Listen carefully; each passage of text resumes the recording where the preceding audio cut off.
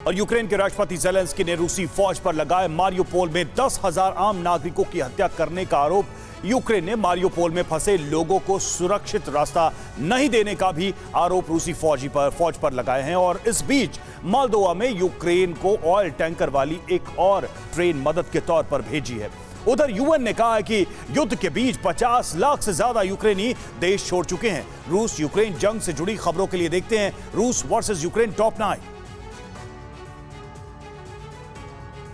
रूसी हमले में वीरान हो चुके मारियोपोल में अब कुछ ही लोग बचे हैं। बचे लोग जल्द से जल्द सुरक्षित रास्ता मिलने का इंतजार कर रहे हैं। इस बीच यूक्रेन के राष्ट्रपति ज़ेलेंस्की ने कहा है कि इस बात के सबूत सामने आ रहे हैं कि रूसी सैनिकों ने मारियोपोल में करीब 10,000 से ज्यादा लोगों को मार डाला है, जबकि मारियोपोल के मेयर ने 20,000 नागरिकों की हत्या का आरोप रूस पर लगाया है।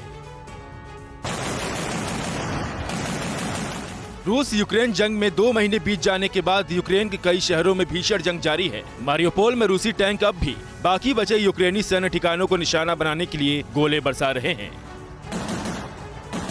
मारियोपोल में फंसे लोगों को निकालने के लिए मानवीय कॉरिडोर फेल होने पर यूक्रेन ने एक बार फिर रूस को जिम्मेदार ठहराया है। इस बीच संयुक्त राष्ट्र ने भी मारियोपोल में लोगों को सुरक्षित रास्ता देने के लिए युद्ध को तुरंत रोकने की अपील की है।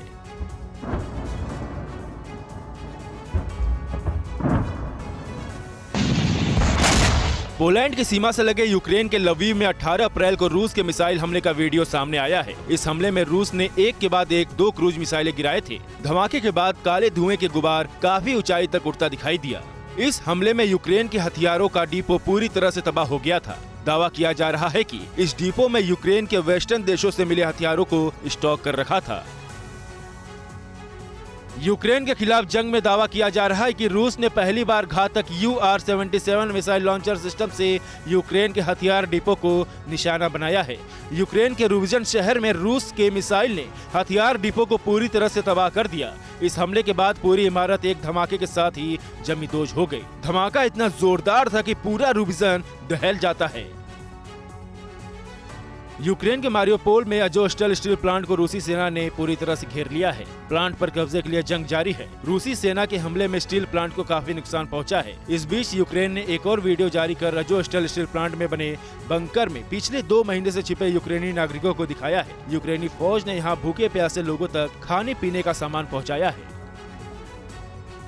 यूक्रेन के मेलिटोपोल के मेयर इवान फेडोरोव ने रूसी राष्ट्रपति पुतिन पर आरोप लगाए हैं कि वे सभी यूक्रेनी राष्ट्रों को खत्म करना चाहते हैं। मार्च में 5 दिनों के लिए रूसी सेना की हिरासत में रहने वाले मेयर ने कहा कि मेलिटोपोल में खतरनाक हालात हैं। उन्होंने अमेरिका समेत सभी मित्र देशों से कहा कि यूक्रेन को फौरन मदद करनी चाहिए। युद्ध के मैदान में रूस के यूक्रेनी सैन्य ठिकानों पर हमले का एक और वीडियो सामने आया है। नए वीडियो में रूसी सेना मल्टीपल मिसाइल लॉन्चर से दनादन यूक्रेनी फौज के ठिकानों पर मिसाइल दागती नजर आ रही है। जंग के मैदान में रूसी हेलीकॉप्टर फुल एक्शन में है। दूसरे वीडियो में दावा किया गया है कि रूस के एंटी टैंक गाइडेड मिसाइल ने यूक्रेनी फौज की चलती गाड़ी को निशाना बनाया।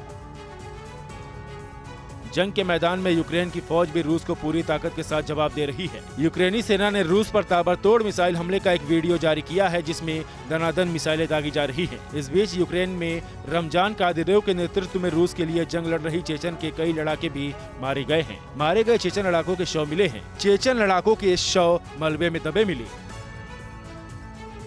जंग के मैदान में पूर्वी यूरोपीय देश मोल्दोवा की मदद यूक्रेन के लिए काफी अहम साबित हो रही है। मोल्दोवा ट्रेन के जरिए यूक्रेन को ऑयल की सप्लाई कर रहा है। इस सप्लाई पर रूसी हमले का खतरा हमेशा बना रहता है, इसलिए ज्यादातर सप्लाई रात में ही की जाती है। रूसी हमले में कई ऑयल डिपो के तबाह होने से यूक्रेनी फौज के लिए मुश्किल बढ़ गई है। अड़ी सोमवार से शुक्रवार शाम 6 बजे सिर्फ TV9 भारतवर्ष पर।